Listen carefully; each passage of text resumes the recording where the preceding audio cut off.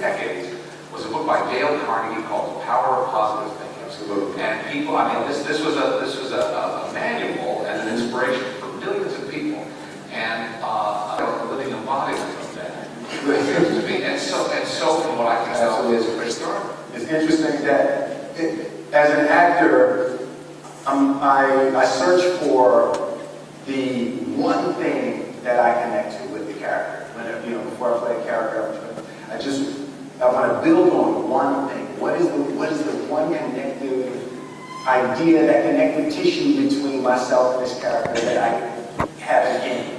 And Chris and I were both raised in very spiritual households.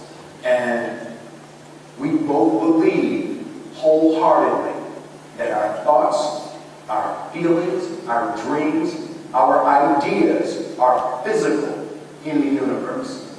That if we dream something, if we picture something, if we commit ourselves to it, that is a physical thrust towards realization that we can put into the universe. That the universe is not a thing that's going to push us around. That the world and people and situations are not something that are going to push us around. That we are going to bend the universe and command and demand that the universe become what we want it to be. And it links back to a very spiritual upbringing. For me, it was my mother and grandmother. And for Chris, it was his mother. And there's a term that Chris always uses. I'm gonna get it right, Chris. We call it spiritual genetics.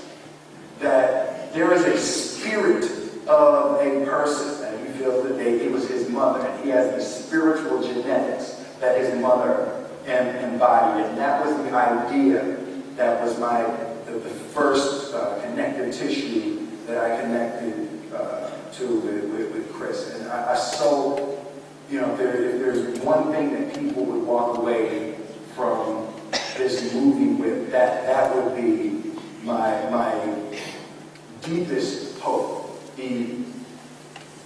Someone asked me the question I was in Europe a few weeks ago promoting the movie, and the person asked me what is my preoccupation with happy endings, right? And I was sort of thrown by that a little bit, Am I preoccupied with happy endings? And the tone was as if that was unrealistic. And the question threw me because I feel like, don't we all want a happy ending? Like, is anybody sitting out there right now like, damn, I hope I get hit by the car when I run outside? This night been too good, man. I just want somebody to run me the hell over when I walk out. And I feel like the first thing, you have to believe it, right? Like, you got to believe that you can be married happily for 50 years if you ever expect to be married happily for 50 years.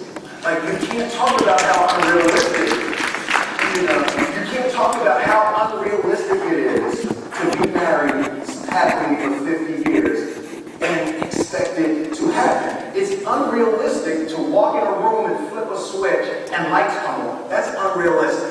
Fortunately, Edison didn't think so. It's unrealistic to bend some... Hey!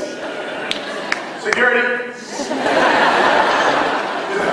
It's unrealistic to think you're going to bend a piece of metal and fly people over an ocean in that metal. That's unrealistic. But fortunately, the Wright brothers and others didn't believe that. And it just seems like such a ridiculous idea to me to embrace the idea that it's not going to happen, and that's not real for that to happen. As soon as you say it, now you just made that real. I connected to also with racism. People ask me about racism in Hollywood. Why would I acknowledge racism? When you acknowledge the obstacle, you actually give it power by the acknowledgement of it. I'm going to walk through it. I'm going to walk over here, around it.